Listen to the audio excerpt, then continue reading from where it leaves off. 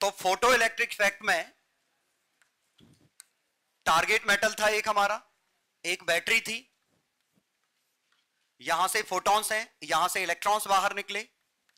पहले ये बताओ, ये बैटरी इलेक्ट्रॉन्स को सपोर्ट कर रही है, अपोज कर रही है? सपोर्ट कर रही है, क्योंकि इसका पॉजिटिव ये है, देखो नेगेटिव ये है, तो पॉजिटिव इलेक्ट्रॉन को अट्रैक्ट कर रहा है, तो ये बैटरी सपोर्ट कर रही है। ठीक है। अब यहां से हमने ये लाइट डाली, तो जो ही हमने लाइट डाली तो हमने ये देखा कि एक कट ऑफ फ्रीक्वेंसी थी, ये कट ऑफ फ्रीक्वेंसी थी। उस कट ऑफ फ्रीक्वेंसी से बड़ी लाइट डालने पे ही वेव इलेक्ट्रॉन्स बाहर निकल रहे थे। लेकिन एक छोटी सी दिक्कत थी, हमारी वेव थ्योरी ये कहती है कि energy is directly proportional to amplitude square. Wave theory में एनर्जी में फ्रीक्वेंसी का कोई रोल नहीं है, energy does not depend on frequency, तो एनर्जी एम्पलीट्यूड के स्क्वायर पे डिपेंड करती है। मतलब अगर हम किसी चीज का, जैसे साउंड का वॉल्यूम बढ़ा रहे हैं तो हम हाइट बढ़ा रहे हैं, फ्रीक्वेंसी से कोई मतलब नहीं है। तो एनर्जी इंडिपेंडेंट ऑफ फ्रीक्वेंसी। तो एज पर वेव थ्योरी ऐसा कोई रिस्ट्रिक्शन ही नहीं था कि अगर हम फ्रीक्वेंसी कम कर दें तो फोटो इलेक्ट्रिक इफेक्ट होगा ही नहीं। देखो ये मेटल है, पहले ये समझो फोटो इलेक्ट्रिक इफेक्ट हो क्यों रहा है। इसके अंदर इलेक्ट्रॉन्स हैं, they are free to move inside metal, लेकिन जो ही मेटल से बाहर निकलना चाहेंगे they will have to fight with binding energy, मतलब वर्क फंक्शन से फाइट करना पड़ेगा। अगर उनके पास उतनी एनर्जी है तो ये बाहर निकल सकते हैं, otherwise they can not come out. तो हमने ये लाइट डाली, तो वेव थ्योरी के हिसाब से लाइट अगर आप तेज डाल दोगे तो ज्यादा एनर्जी मिलेगी, ज्यादा एनर्जी मिलेगी तो इलेक्ट्रॉन बाहर निकल आएंगे। इसमें फ्रीक्वेंसी का क्या रोल है, बात समझ में आई? तो वेव थ्योरी से ये बिल्कुल ही अजीब लगा कि हम फ्रीक्वेंसी अगर एक पर्टिकुलर वैल्यू से कम कर दो तो लाइट कितनी भी तेज डालते जाओ इलेक्ट्रॉन बाहर ही नहीं निकले। इवन कॉमन सेंस से भी लगता है कि इनको एनर्जी चाहिए, हम दे तो रहे हैं। तो वेव थ्योरी के हिसाब से यहां वेव थ्योरी पहला जो था जहां फेल हुई। क्यों? क्योंकि ये फ्रीक्वेंसी पे डिपेंड नहीं करती, जबकि हमारा एक्सपेरिमेंट फ्रीक्वेंसी पे डिपेंड कर रहा था। दूसरा वेव थ्योरी में दिक्कत ये हुई कि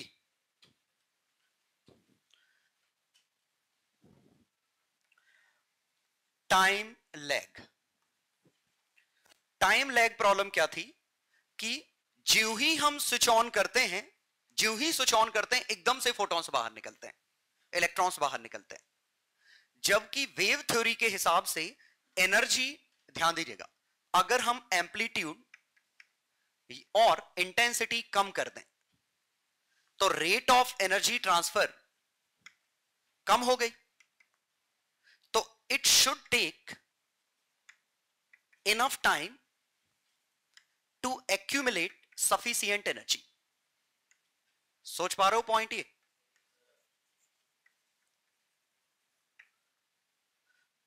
मतलब अगर हम कंटिन्यूअस एनर्जी ट्रांसफर कर रहे हैं तो एक पर्टिकुलर एनर्जी इकट्ठा होने में टाइम लगेगा।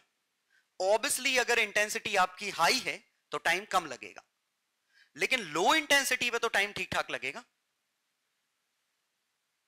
लेकिन ये भी एक्सपेरिमेंट में गलत हो गया, क्योंकि जब एक्सपेरिमेंट किया गया तो इंटेंसिटी काफी कम कर दी, लाइट बहुत ही धीमी कर दी, फिर भी क्विक आपको तुरंत करंट दिखा। एमीटर की रीडिंग और लाइट स्विच ऑफ करने में, स्विच ऑन करने में टाइम लैग नहीं मिला, इवन बिल्कुल भी नहीं मिला।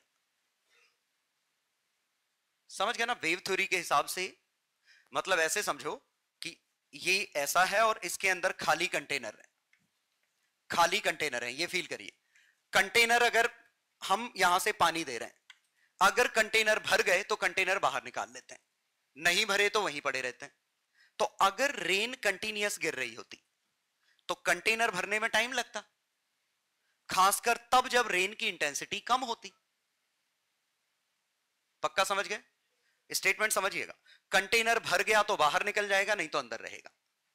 तो हमने कहा पानी गिर रहा है, तो कभी ना कभी तो कंटेनर भरेगा। तो फर्क ही नहीं पड़ता कि पानी की इंटेंसिटी कम है या ज्यादा है, कुछ है। इंटेंसिटी कम है तो देर से भरेगा, ज्यादा है तो जल्दी भर जाएगा, भरेगा जरूर। बात समझ में आई? कोई लेना देना नहीं। और इस हिसाब से there may be some significant time lag between when the rain starts and when the containers start coming out, क्योंकि कितना टाइम लगा भरने में। लेकिन यहां भी ये नहीं हुआ, क्योंकि भले हमने काफी स्लो रेन कर दी, बिल्कुल स्लो, बहुत फुर्सत से ड्रॉप्स गिर रही हैं, स्टिल निकला तो तुरंत ही करंट आ गया। तो ये कंटिन्यूअस एनर्जी ट्रांसफर को फिर अपोज कर रहा था। फिर ये अजीब लगा कि ऐसे कैसे हो रहा है। ठीक है। तीसरा एक और इंटरेस्टिंग पॉइंट था, स्टॉपिंग पोटेंशियल।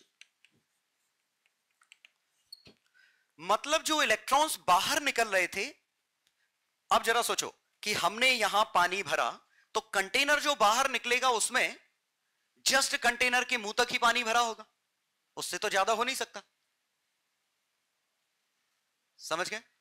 लेकिन एक्चुअली जो हुआ वो ऐसा हुआ कि दरअसल जो इलेक्ट्रॉन बाहर निकले, दे हैड सम एनर्जी, उनके पास काइनेटिक एनर्जी थी। ऐसा नहीं था कि बाहर निकले और वो रेस्ट पे। और वो काइनेटिक एनर्जी कितनी थी? वो फिक्स थी। तो स्टॉपिंग पोटेंशियल से ये पता चला कि ejected electrons have kinetic energy, और वो मैक्सिमम काइनेटिक एनर्जी कुछ फिक्स थी, इंडिपेंडेंट ऑफ इंटेंसिटी।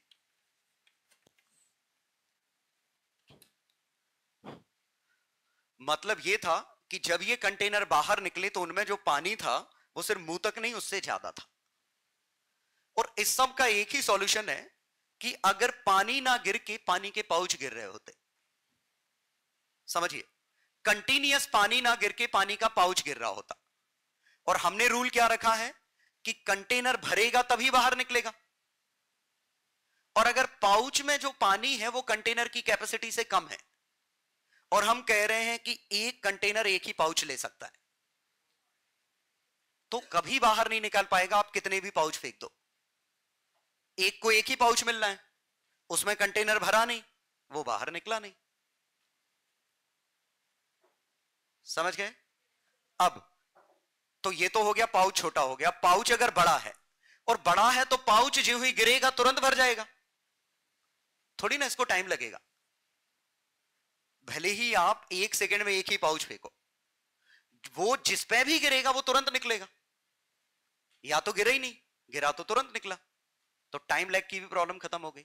और तीसरी भी प्रॉब्लम खत्म हो गई कि अगर इसकी कैपेसिटी कुछ है, उस कैपेसिटी से ज्यादा है, लेकिन पाउच तो पूरा भरा है, तो एनर्जी तो उसको पूरी लेनी है। तो अब ये बाहर निकला तो उसके पास एक एक्सेस एनर्जी आ गई ना। तो ये हम इस तरीके से अंदाजा लगा सकते हैं कि दरअसल ये पानी का कंटिन्यूअस ट्रांसफर नहीं है, water is being transferred in form of pouches, जिसने फोटोन थ्योरी को जनरेट किया। मतलब इस पूरे का कंक्लूजन ये था, energy is not being transferred continuously. बस सिर्फ ये इकलौता पॉइंट था, मतलब प्लैंक की क्वांटम थ्योरी को सपोर्ट कर रहा था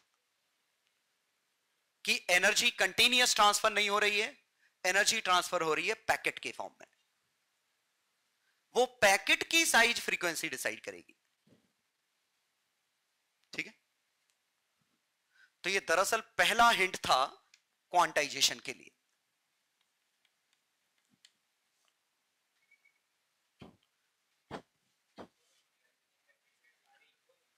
पैकेट साइज इक्वल होगी। अब हम थ्योरी की बात कर रहे हैं, अभी हम आ रहे हैं थ्योरी पे।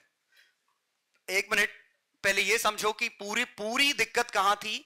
वेव थ्योरी की कंटिन्यूअस एनर्जी ट्रांसफर होने पे दिक्कत थी कि वेव लगातार मिलती जा रही एनर्जी कंटिन्यूअसली ट्रांसफर हो रही है। लेकिन वहीं वेव थ्योरी गलत हो गई। ठीक है। तो रियलिटी यह है कि वेव थ्योरी गलत नहीं है। वेव थ्योरी सिर्फ एक ही जगह गलत है कि जब हम एनर्जी ट्रांसफर की बात करेंगे तो वो कंटिन्यूअस नहीं होगी, पैकेट में होगी। बाकी वेव थ्योरी के कॉन्सेप्ट पूरे सही। इसीलिए यहां डुअल नेचर आने वाला है कि कुछ चीजें वेव थ्योरी से एक्सप्लेन होंगी, कुछ चीजें पार्टिकल थ्योरी से एक्सप्लेन होंगी।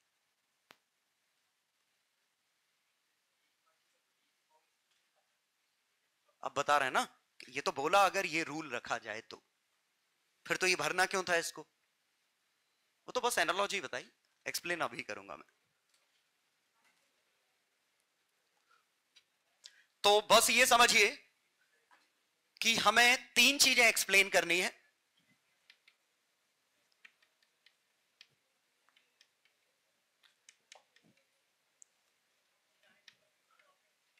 Independent of intensity, independent of intensity, cutoff frequency, once again independent of intensity.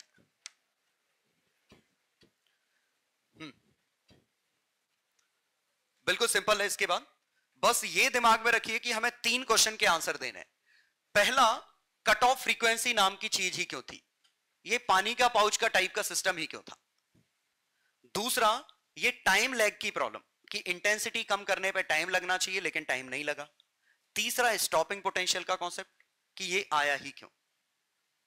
क्योंकि कायदे से समझिए, अगर कंटीन्यूअस एनर्जी ट्रांसफर होती तो ज्यों ही इलेक्ट्रॉन की एनर्जी कट ऑफ के बराबर होती, वो जस्ट बाहर निकल जाता,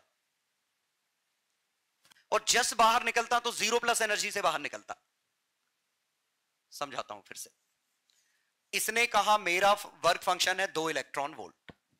इसने इलेक्ट्रॉन से कहा कि अगर मुझसे बाहर निकलना है तो इतने की एनर्जी लेके आओ। इलेक्ट्रॉन ने कहा ठीक है हम लेते हैं।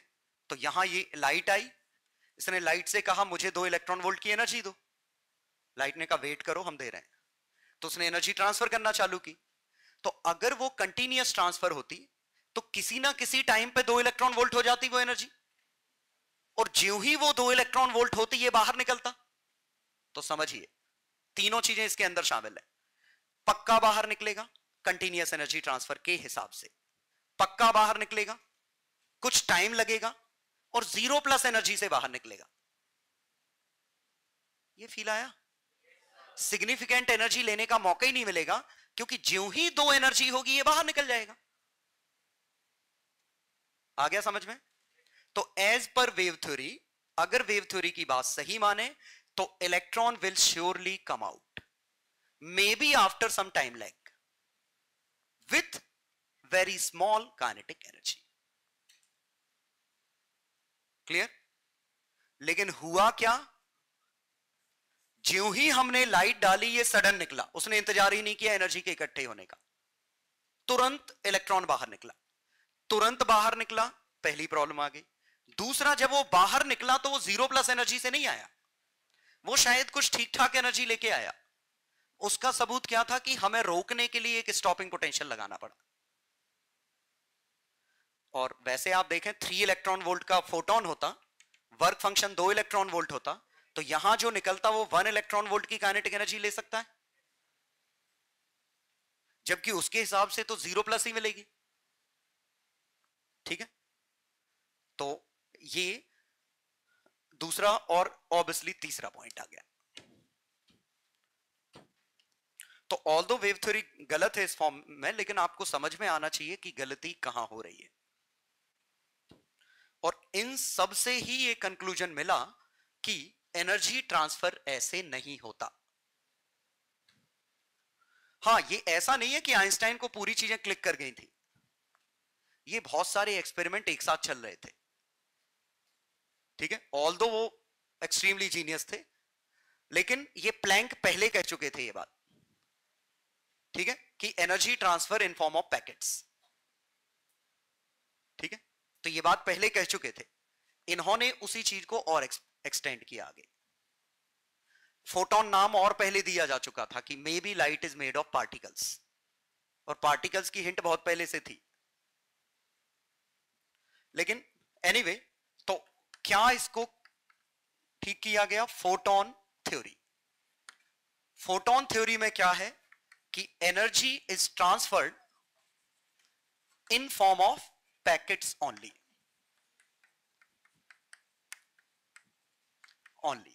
and size of packet is equal to HF। दूसरा, photon is absorbed instantly and fully and one at a time by electrons.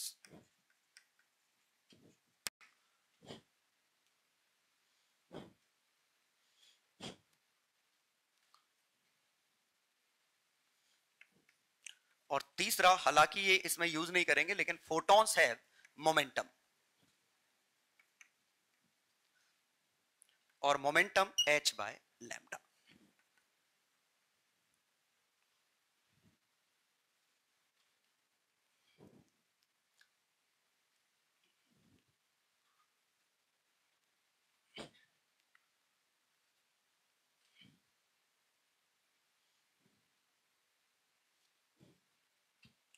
Bye bounded electron कह सकता हूं मैं इसको।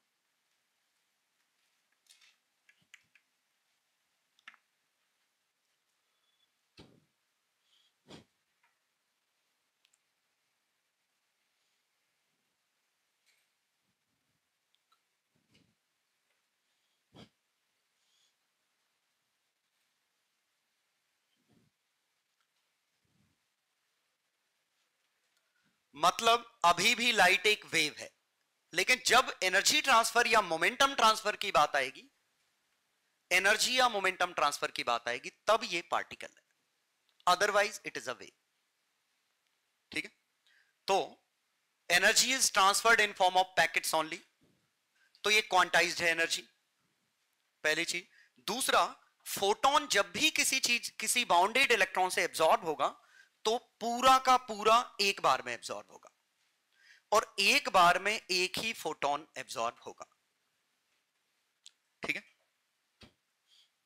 तो फोटोन अगर एब्जॉर्ब हो रहा है तो एक बार में एक ही, और वो भी फुल्ली।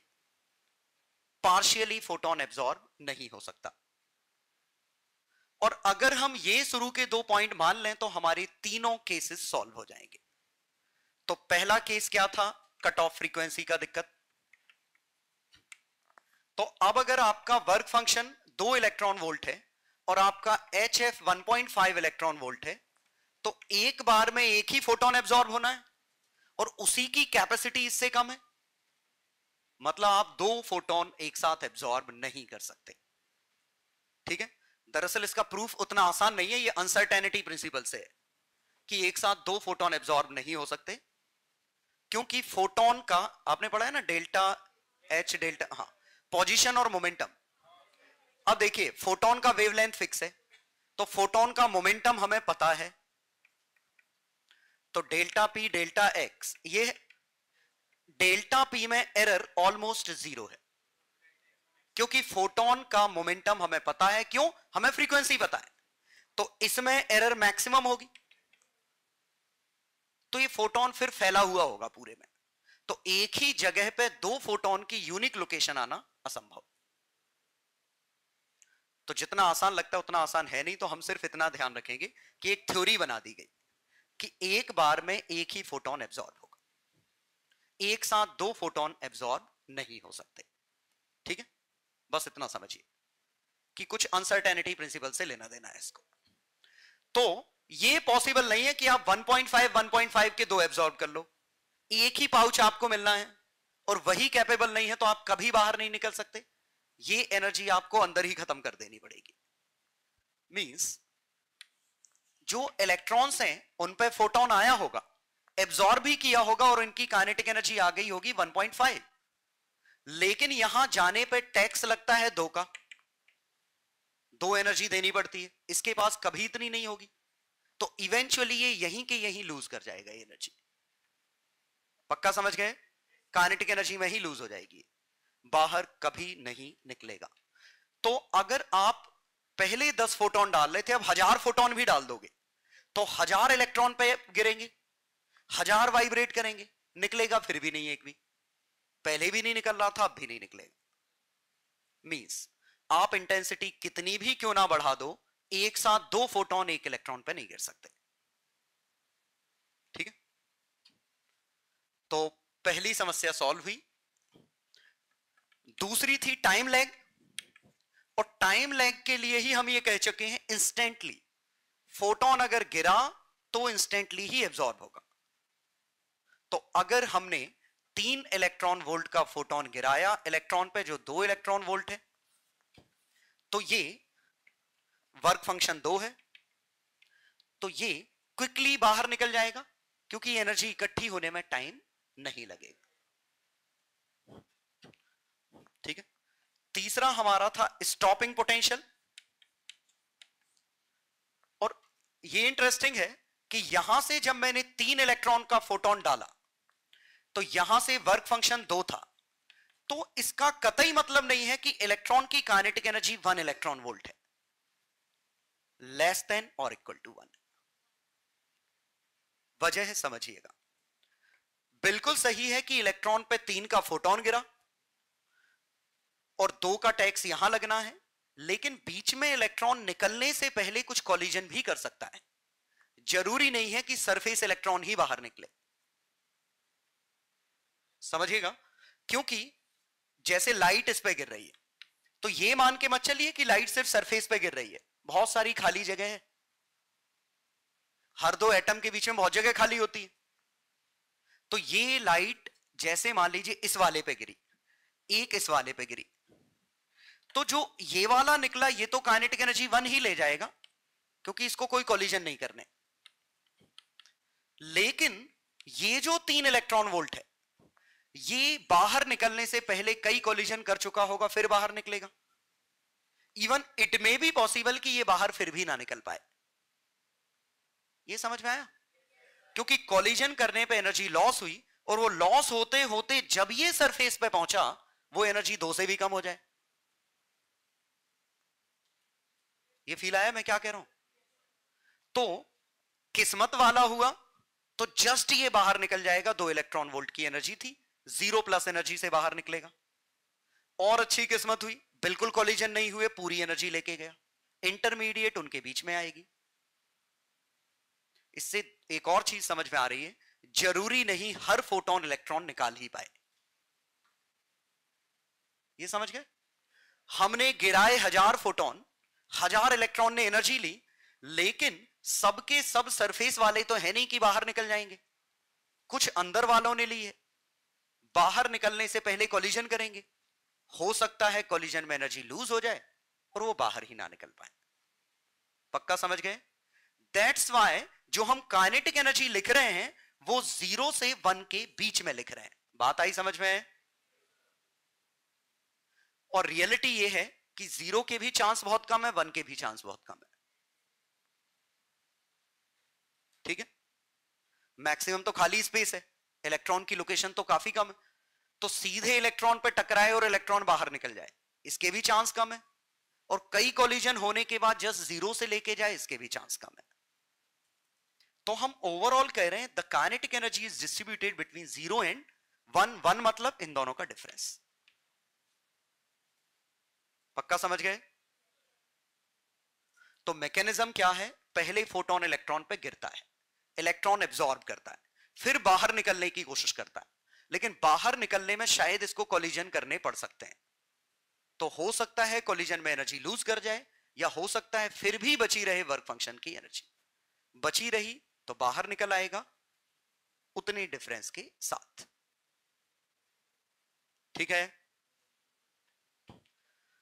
तो उम्मीद है रेंज समझ में आ गई। और रेंज में जो सबसे तेज है, अगर इस सबसे तेज को रोक दिया तो सब रुक जाएंगे। तो अगर स्टॉपिंग पोटेंशियल हमने 1 का लगा दिया तो करंट जाना बंद हो जाएगा, बाहर निकलेंगे तो जाना बंद हो जाएगा। ठीक है?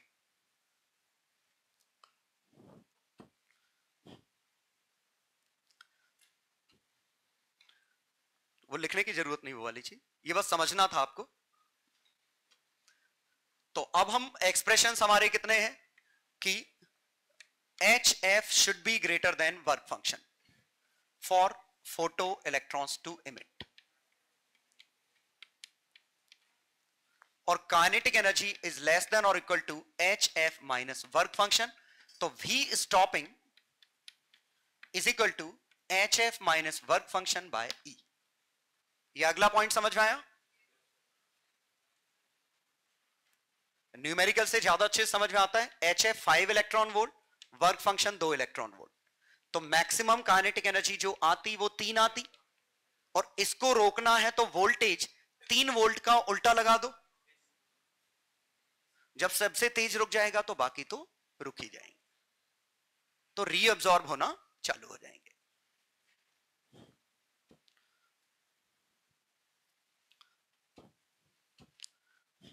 बस इतनी है थ्योरी इसकी।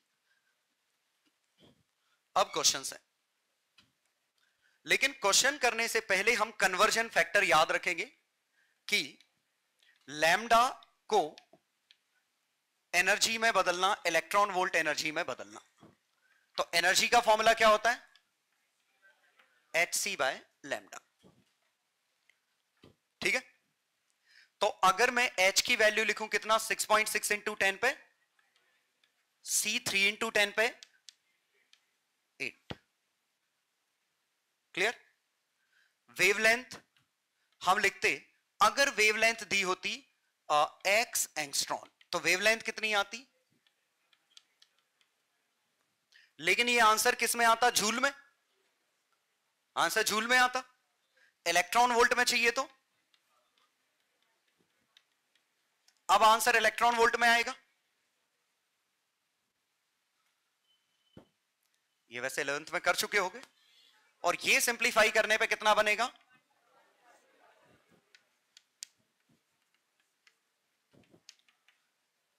ठीक, तो 12400 बाय x। अगर वेवलेंथ एंगस्ट्रॉन में गिवन है तो एनर्जी आपकी इलेक्ट्रॉन वोल्ट में डायरेक्ट आ जाएगी।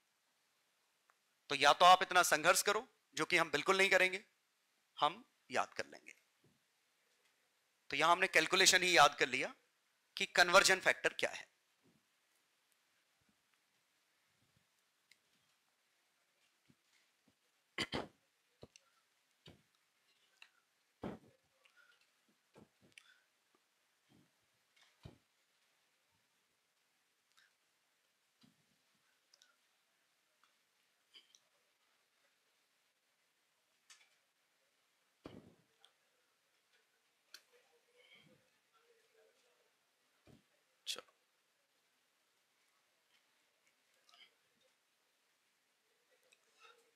चलो कन्वर्जन फैक्टर हम देख चुके हैं, तो क्वेश्चन देखें।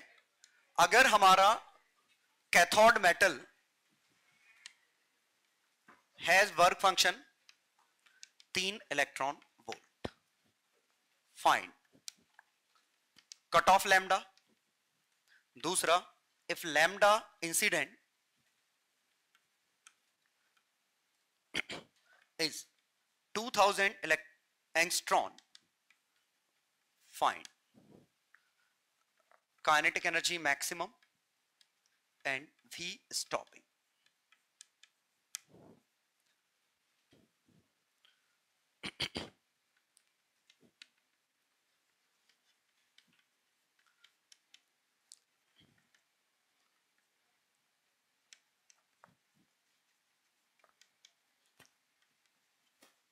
Find lambda incident.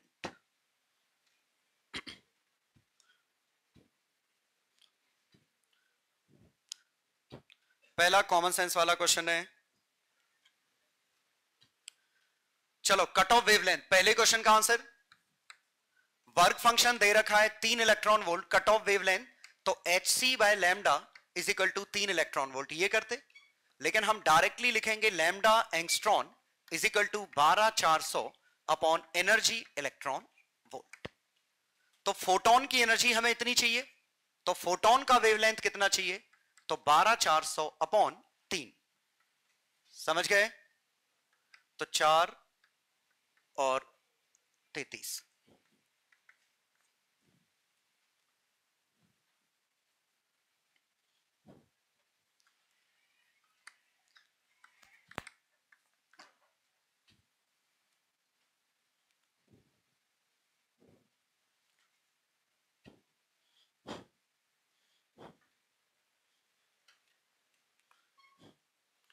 चलो दूसरा, पक्का याद आ रहा है? किसी को दिक्कत तो नहीं इसमें? ठीक है, तो हमें एनर्जी इलेक्ट्रॉन वोल्ट में लिखी थी, वेवलेंथ एंगस्ट्रॉन में चाहिए।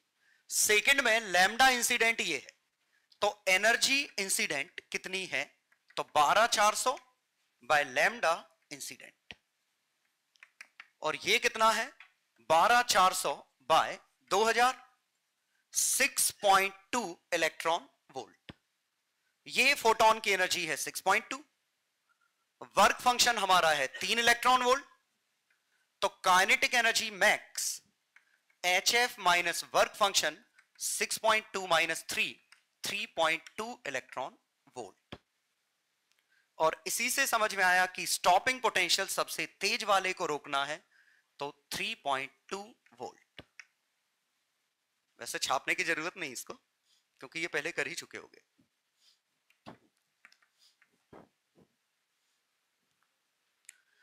Third, V stopping 1 electron volt है, तो HF minus 5 V stopping, kinetic energy max, तो मैक्सिमम काइनेटिक एनर्जी 1 वोल्ट होना चाहिए, है ना यूनिट। तो stopping potential 1 volt, kinetic energy maximum 1 electron volt, HF minus work function 3 electron volt, HF 4 electron volt, तो lambda 12400 bye 4, 3100 angstrom.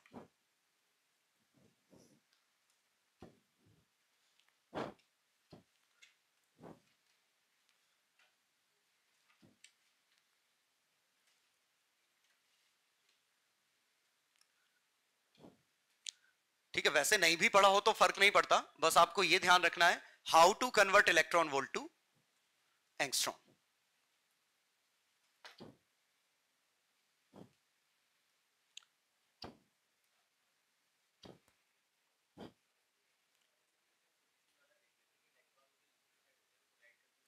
हाँ,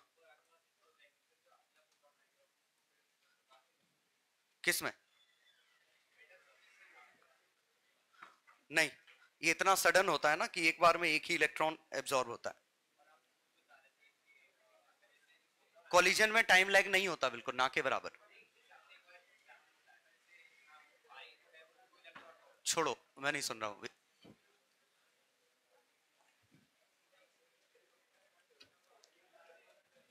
चलो शांत रहिए।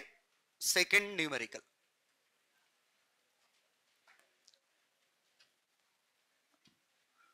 अब हम अगर इसमें यहां पे क्वेश्चन, अगर कैथोड मेटल का work function 2 electron volt and lambda incident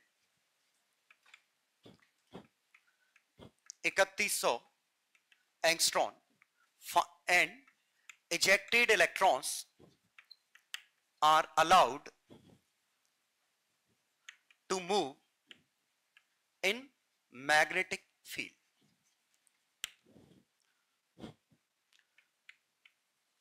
2 Tesla, find largest possible radius.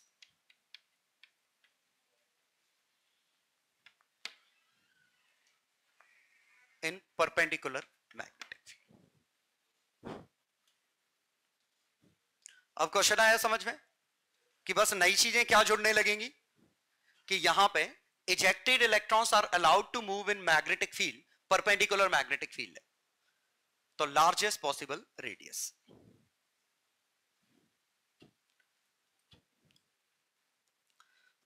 बस मॉडर्न फिजिक्स में क्या होता है, कॉन्सेप्ट आसान होते हैं, कैलकुलेशन गंदे होते हैं।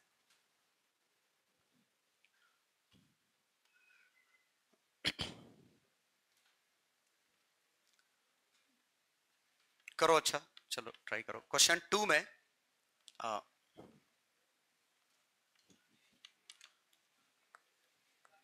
let us assume that at each collision electron loses 20% of kinetic energy. Now HF is equal to 6 electron volt, work function 2 electron volt. Find kinetic energy of ejected electron that suffered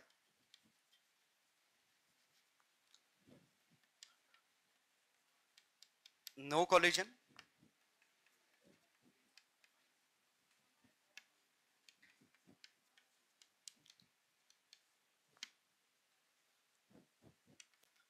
also find maximum number of collisions it can suffer before coming out। चलो दो छोटे छोटे question करो।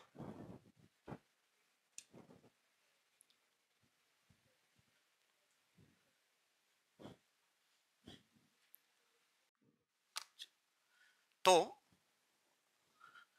इस वाले case में मुझे थोड़ा रिपीट करना पड़ेगा। 12400 बाय 3100 4 इलेक्ट्रॉन वोल्ट का फोटोन है, 2 इलेक्ट्रॉन वोल्ट ये है। Kinetic energy maximum 2 electron volt है।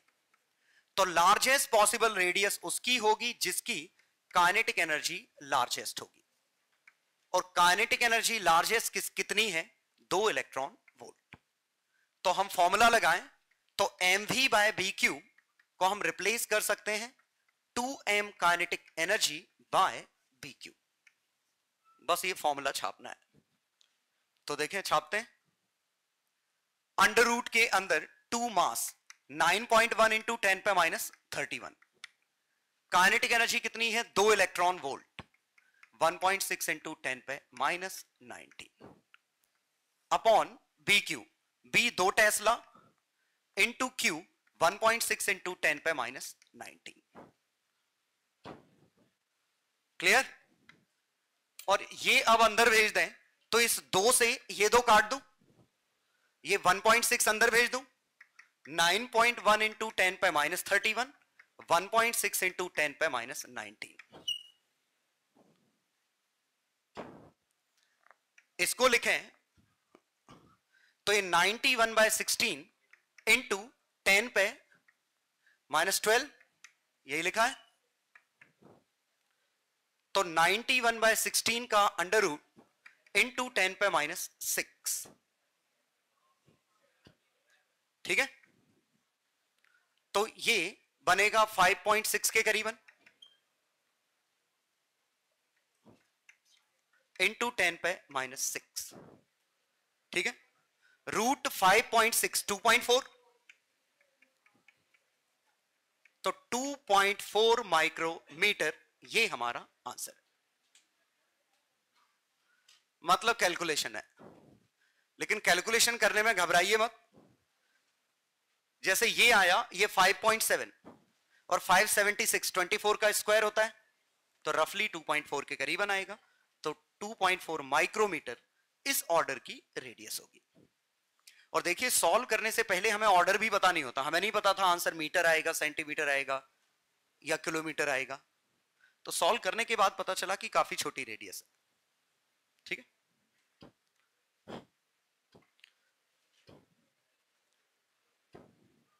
तो कैलकुलेशन करना सीखिए, बहुत जरूरत पड़ेगी इस टॉपिक में।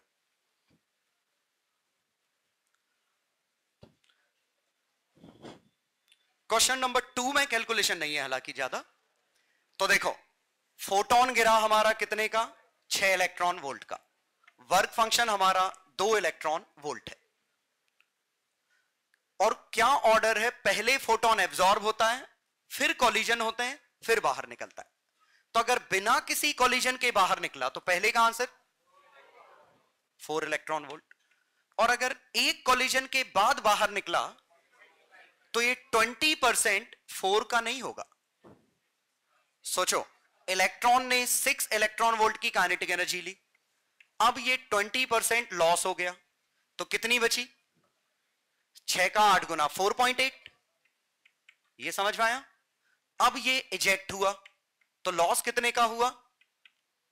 ये आंसर समझ में आया? आंसर ये आएगा।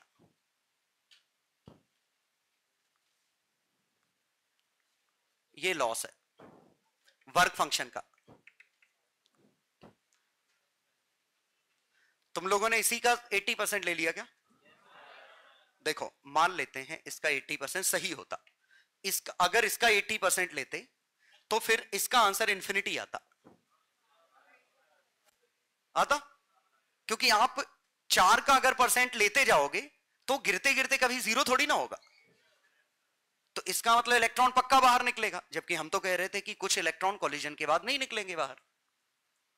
ठीक है, हालांकि पूरी तरह से सही मॉडल नहीं है कि एग्जैक्ट 20% ही होगा, लेकिन मैं ये कहना चाह रहा हूं कि ये 20% इसका नहीं है, क्योंकि ऐसा नहीं है, क्योंकि अगर ऐसा होता तो पहले 4 इलेक्ट्रॉन वोल्ट होता और अब 20% लॉस होता, तो जब बाहर ही निकल गया तो कॉलिजन किस बात का?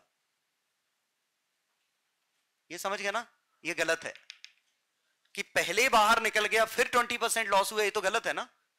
पहले लॉस होगा फाइनली बाहर निकलेगा, तो अब अगर 2 लॉस हो गए तो 6 इलेक्ट्रॉन वोल्ट में 20% का लॉस, फिर से 20% का लॉस, तो 0.8 टाइम्स 4.8, फिर से 0.8 टाइम्स, समझ गए?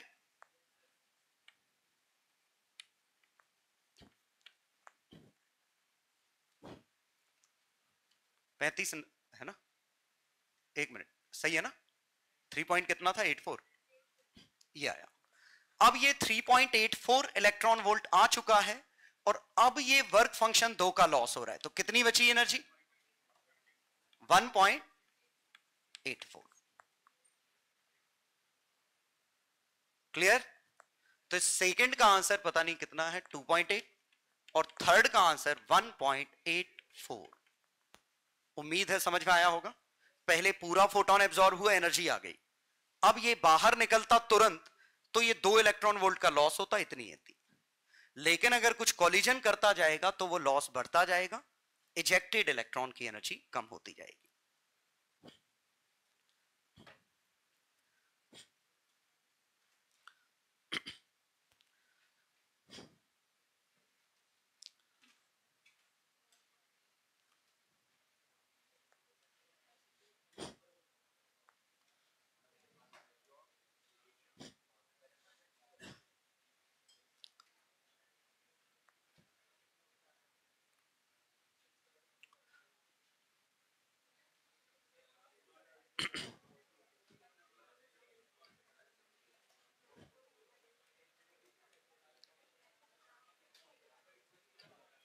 ठीक है, तो आंसर उम्मीद है समझ में आ गया होगा। 6 इलेक्ट्रॉन वोल्ट, 20% लॉस, फिर 20% लॉस, फिर वर्क फंक्शन का लॉस, फाइनली 1.8। लास्ट क्वेश्चन में मैक्सिमम, तो for electron to come out after n collisions 6 electron volt का 0.8 to the power n should be more than और इक्वल टू 2। ये समझ में आया? ये HF, हर कॉलिजन पे एक फिक्स अमाउंट लॉस हो रहा है हाइपोथेसिस के हिसाब से, तो अगर n कॉलिजन हुए तो 0.8 पे n की पावर आएगी, और इतने लॉस होने के बावजूद इसके पास एनर्जी इतनी बचनी चाहिए, तो सॉल्व अब कैसे करेंगे? 0.8 पे n इज ग्रेटर देन और इक्वल टू 1/3। ठीक, तो अब हमारे पास 2 ऑप्शन है, हम लॉग से भी कर सकते हैं, n should be greater than और इक्वल टू, बेहतर है लेस देन और इक्वल टू लॉग 1/3 और 0.8, नहीं 0.8 है ना,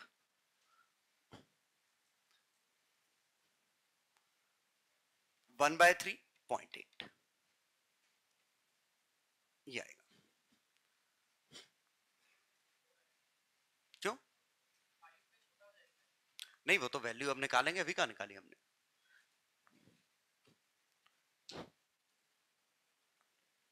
और इसको सॉल्व करेंगे, n इज लेस देन और equal to log 0.8, 4/5, 1/3, log of 3, log of 5 minus log of 4, ये झला।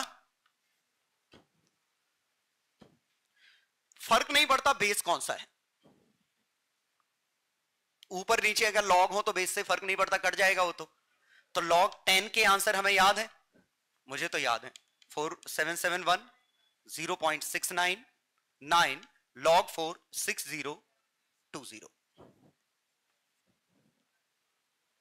log बेस 10 की वैल्यूज नहीं याद है? याद होनी चाहिए।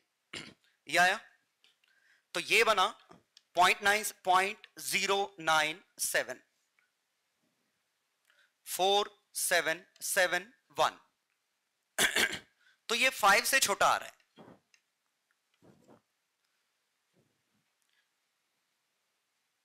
ठीक है ना? 4.7 बाय 0.97 ये 5 से जस्ट छोटा आएगा। इसका मतलब 4 पे बाहर निकल जाएगा, 5 पे नहीं निकलेगा।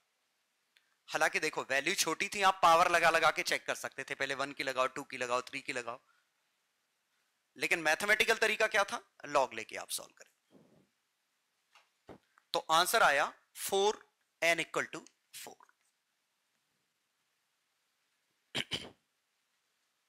क्योंकि ये पूरी वैल्यू 5 से छोटी निकली है।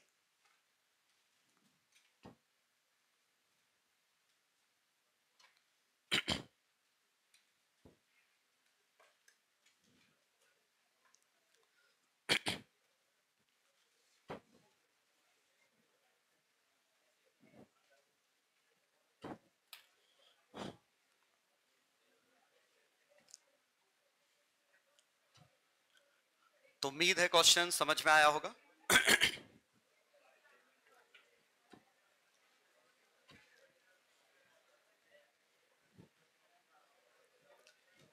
चलो तो अब हम वापस आते हैं इस पे थ्योरी पे, कुछ क्वेश्चंस के आंसर लेने। ये फोटोन गिरे तो देखो पहला है वाई वैक्यूम। यहां हमने वैक्यूम क्यों बनाया? ठीक है, to avoid collision of electron with air. क्योंकि अगर कोलाइड कर गया तो वो वहीं से रुक जाएगा, वहां तक शायद जाए ही ना, तो हमने यहां वैक्यूम बनाया। वाई बैटरी, और बैटरी हमने क्यों लगाई? दो वजह है, एक तो स्टॉपिंग पोटेंशियल चेक करने के लिए, एक और सबसे बड़ी वजह है we need to complete circuit. बताओ क्यों? देखो पहली बात तो हमें करंट ही मेजर करना है, तो सर्किट कंप्लीट नहीं होगा, करंट कैसे मेजर होगा?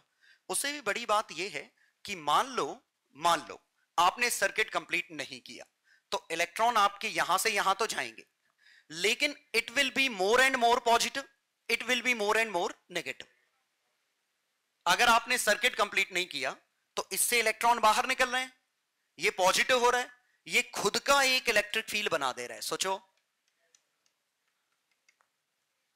और ये इलेक्ट्रिक फील्ड फर्दर इलेक्ट्रॉन को रोकना चालू कर देगा, सोचो।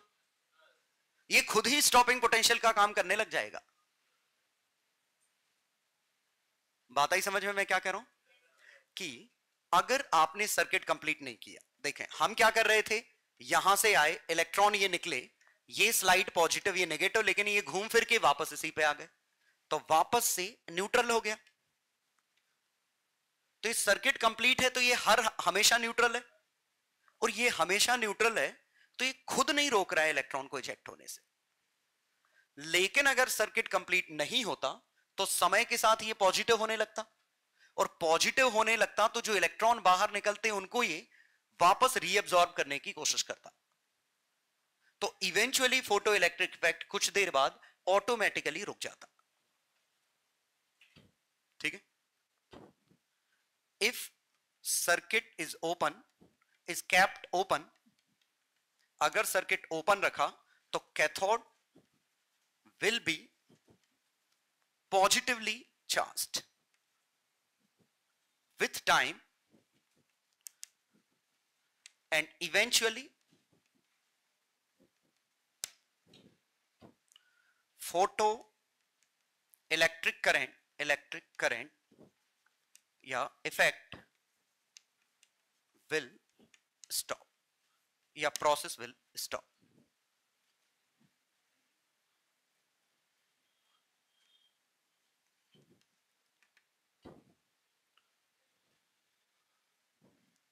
as the plate itself will attract electrons. Ejecting.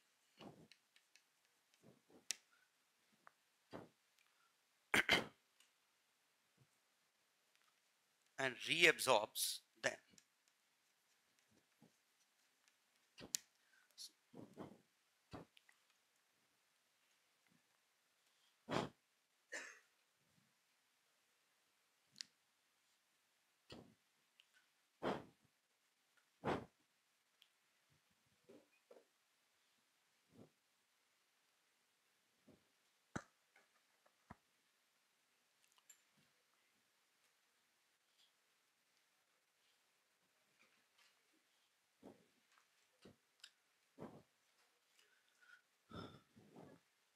उम्मीद है दूसरा पॉइंट समझ में आया होगा कि हम नहीं चाहते ये समय के साथ पॉजिटिव हो.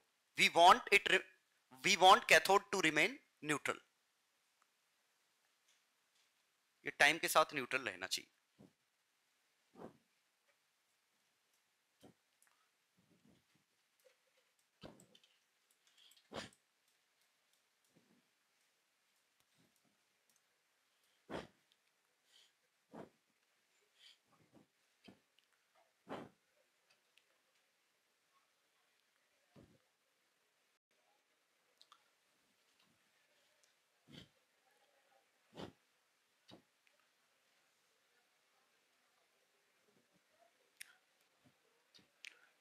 चलो तीसरा, what happens if V is more than V stopping.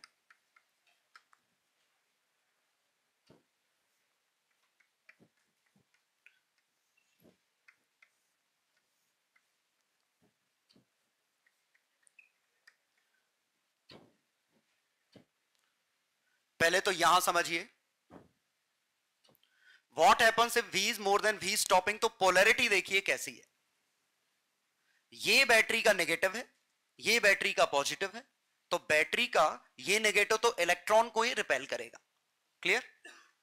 और जो फास्टेस्ट इलेक्ट्रॉन है वो हमारा रीएब्सॉर्ब हो जाएगा. मतलब ये होगा, ये इलेक्ट्रॉन्स कुछ इस तरह रीएब्सॉर्ब हो रहा है. Clear.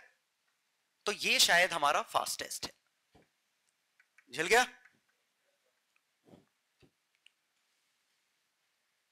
Just V equal to V stopping मतलब क्या है? जो सबसे तेज है वो इसको टच करके वापस आ जा रहा होगा. ये समझ में आया? जस्ट स्टॉपिंग पे ये यहां से वापस आ जा रहा होगा. क्लियर. और वोल्टेज आप ये बढ़ाते जाओगे और जल्दी रीअब्सॉर्ब होने लगेंगे. ठीक है. जब वोल्टेज ज्यादा है तो ये यहां से आए, यहां और वोल्टेज डबल की बढ़ाया और पास से रीअब्सॉर्ब हो गए और पास से रीअब्सॉर्ब हो गए. मतलब इजेक्ट तो होंगे. इजेक्ट होने में इसका कोई कंट्रोल नहीं है. वो तो फोटोन और मेटल के आपस की बात है. इजेक्ट होने के बाद यहां पहुंचेंगे कि नहीं वो ये रोक सकता है. तो सबसे तेज वाले को रोक दो, सभी रुक जाएंगे.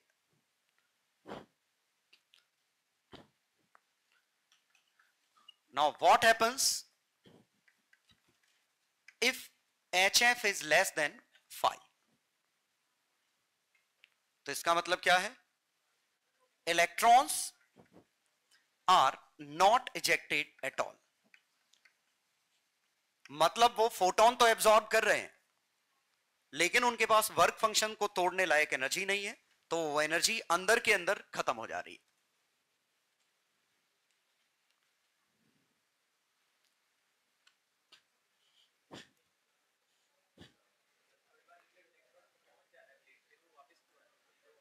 पहुंच जा रहे हैं मतलब जस्ट टच किए, इसने फोर्स लगाया ना उल्टी तरफ, तो फास्टेस्ट आया वो यहां स्पीड 0 आई, वापस आ गई.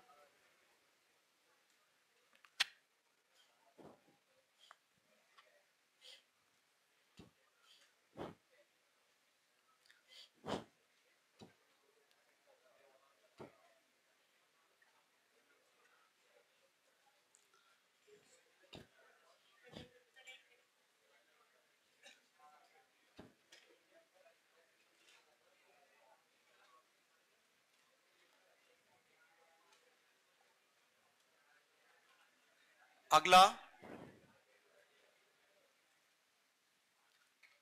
Variation of photo current with intensity.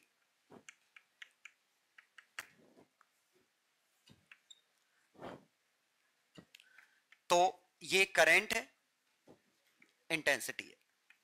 कैसा ग्राफ बनता है इसका?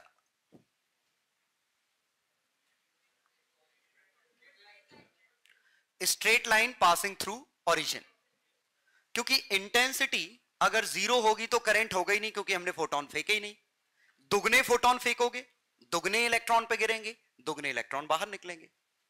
तो greater the number of photons, greater is photo current.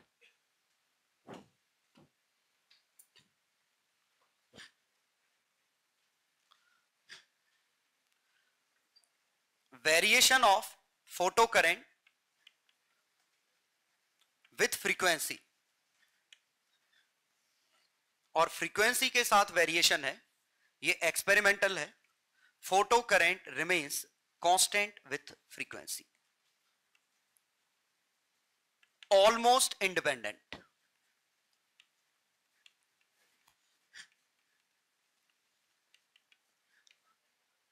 Photo current की वैल्यू क्या है वो फ्रीक्वेंसी पे डिपेंड नहीं करेगी, निकलेगा या नहीं निकलेगा वो फ्रीक्वेंसी पे डिपेंड करेगा। हाँ, कौन से बैच की?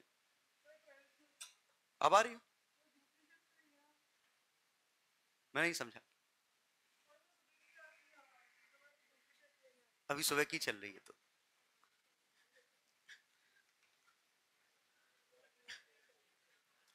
थर्ड पॉइंट और लास्ट पॉइंट इसका, तो तुम समझ में तो आएगा नहीं तो नीचे ही बैठो, इससे अच्छा सेकंड क्लास में आ जाना।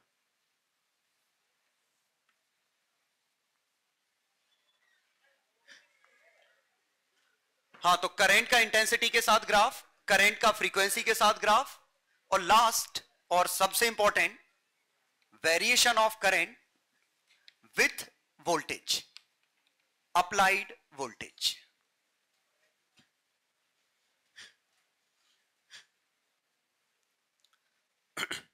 ये थोड़ा सा अलग होता है। 0 वोल्ट पे भी कुछ ना कुछ करंट होगा।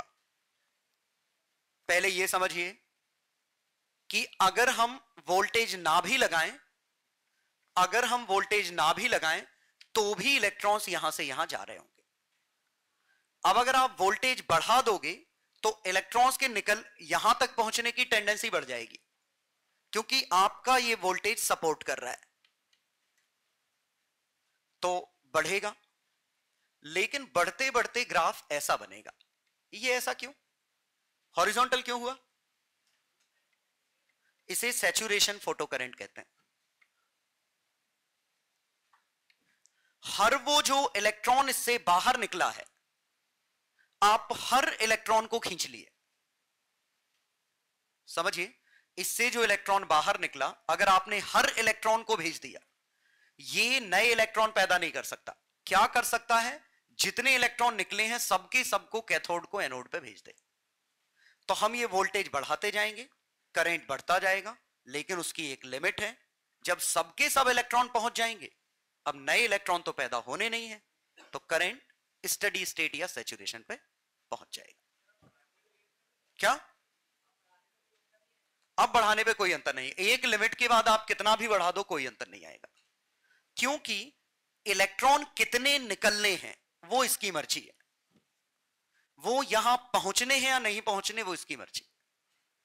तो अगर ये सपोर्ट कर रहा है तो हेल्प कर रहा है, ज्यादा से ज्यादा क्या करेगा? सबके सबको भेज देगा, उससे ज्यादा तो नहीं हो सकता ना। और जब नेगेटिव साइड है, तो नेगेटिव साइड ये हमारा एक पर्टिकुलर वोल्टेज है, जिसके बाद फोटो करंट कंप्लीटली जीरो हो जाएगा, क्योंकि जो सबसे फास्ट है उसको ही रोक दिया। तो ये ग्राफ काफी इंपॉर्टेंट।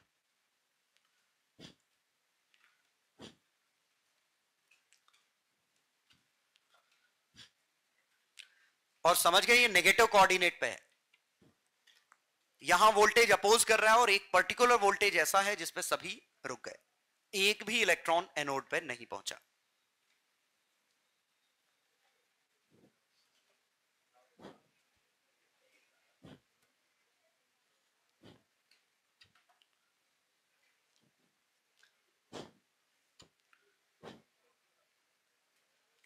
जनरली क्वेश्चन ऐसा आता है इसी फिगर पर से, एक इस तरह एक इस तरह, F1 I1 F2 I2, क्या रिलेशन है इनमें?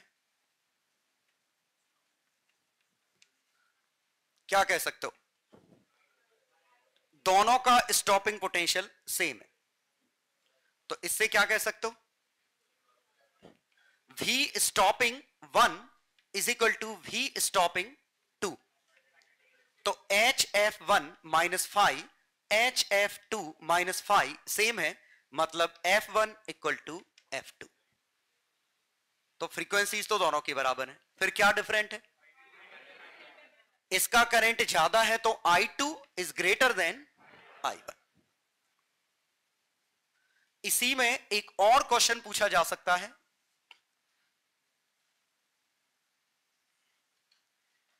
ये F1 F2 I1 I2, I1 I2 तो दिख रहे हैं बराबर है, F1 और F2 में कौन बड़ा है? F2, ठीक है, ऐसा ना करके मैं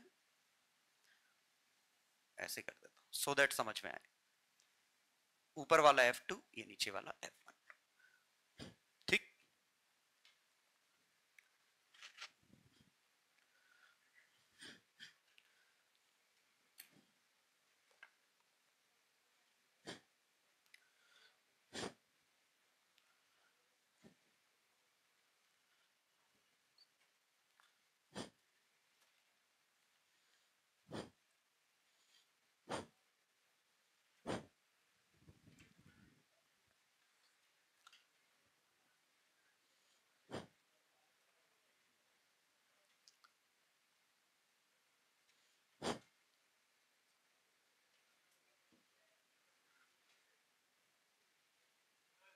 हाँ,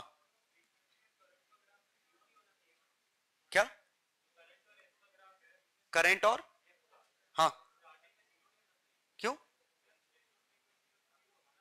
हाँ मतलब ये ऐसे मान लो, लो डॉटेड करो उसको, बेहतर, ठीक है ना, कि इनिशियली डॉटेड है, एक कट ऑफ फ्रीक्वेंसी के बाद ग्राफ बनेगा, जो भी बनेगा ऑलमोस्ट इंडिपेंडेंट हो।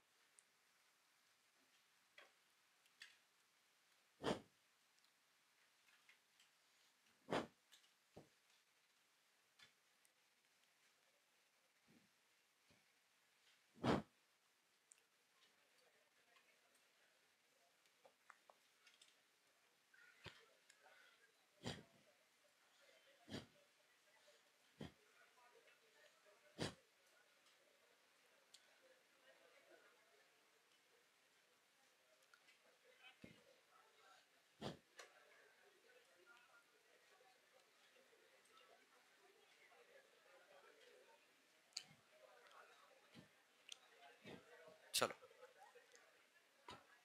तो last set of questions,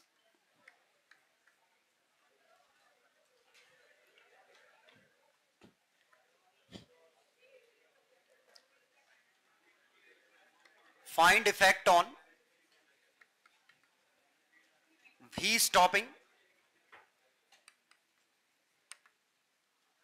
kinetic energy max and current if intensity is doubled.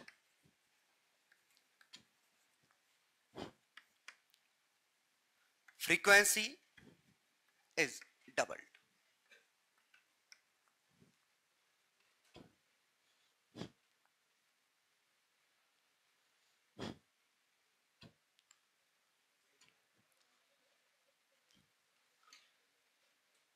Question 2, बस आपको यह बताना है बढ़ेगा डबल हो जाएगा कि नहीं होगा, बढ़ेगा घटेगा ये बताना है। प्लॉट ग्राफ बिटवीन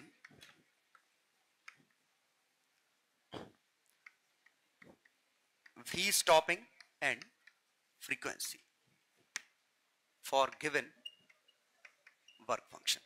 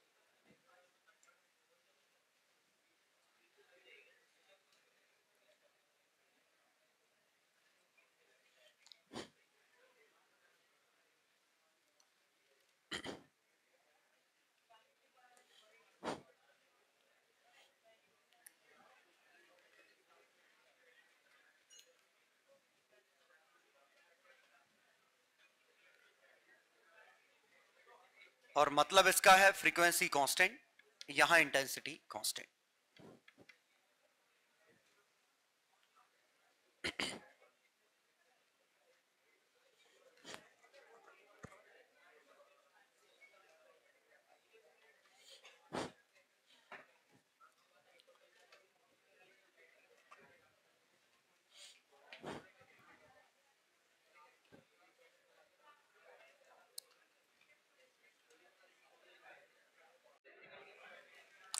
चलो थ्योरेटिकली थे, इतना टाइम क्या में लग रहा है। क्वेश्चन नंबर 1 में इंटेंसिटी डबल तो करेंट डबल, बाकी हाँ V stopping and kinetic energy maximum they will remain same because they depend on frequency. ठीक है, इसका मतलब हम ग्राफ वही बनाते तो ये कुछ पहले ऐसा था, अब इंटेंसिटी डबल कर दी, करंट हमारा डबल हो गया I से 2I। क्वेश्चन नंबर 2 में फ्रीक्वेंसी डबल की, करंट कांस्टेंट है, करंट सॉरी इंटेंसिटी कांस्टेंट मतलब करंट ऑलमोस्ट कांस्टेंट। ठीक है, लेकिन फ्रीक्वेंसी हमने डबल कर दी तो स्टॉपिंग पोटेंशियल, स्टॉपिंग और काइनेटिक एनर्जी मैक्स क्या हो गए, बिल्कुल गलत है। इंक्रीज हो गए ये तो सही है, डबल हो गए वो गलत है, ये मोर देन डबल हो जाएंगे।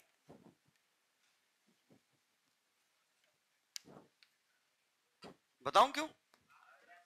Kinetic energy HF minus five था, अब नया K H into 2F minus five, इसी को 2HF माइनस 2 प्लस 5 लिखो, इसी को 2K प्लस 5 लिखो। ये समझ में आया? क्योंकि HF वाला टर्म डबल हो गया, अगर ये भी डबल हो जाता तब जाके डबल होता। तो ये -5 को -2 प्लस 5 लिखा, ये डबल से ज्यादा।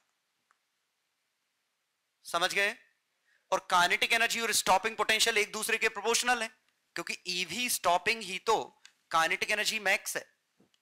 तो एक जितने टाइम्स होगा दूसरा भी उतने टाइम्स होगा। तो आंसर क्या आएगा? More than double. ठीक है?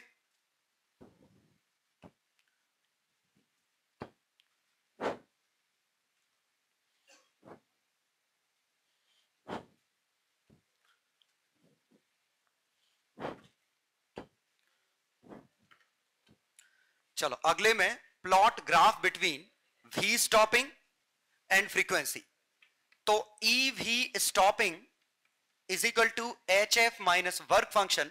तो V stopping H by E F minus five by E. इसको y पे लिखें, इसको x पे लिखें तो स्ट्रेट लाइन बनी, लेकिन स्ट्रेट लाइन का intercept x is equal to 5 by e, x की वैल्यू 0, y की value 5 by e minus 5 by e, और y की वैल्यू 0, x की वैल्यू 5 बाय h। ये कुछ ऐसा बना। आया समझ में? और ये स्लोप आया tan inverse h by e. V stopping का काय के साथ है? फ्रीक्वेंसी के साथ। और देखो स्लोप यूनिवर्सल कांस्टेंट है h बाय ई, h और e दोनों कांस्टेंट। x इंटरसेप्ट कितना आया? 5 बाय h। ये कोऑर्डिनेट डॉटेड लाइन समझ में आ गई? क्योंकि फ्रीक्वेंसी अगर इससे कम होगी तो स्टॉपिंग पोटेंशियल का सेंस ही नहीं रहेगा, क्योंकि फोटो इलेक्ट्रॉन बाहर ही नहीं निकलेंगे, इसीलिए डॉटेड। और ये इंटरसेप्ट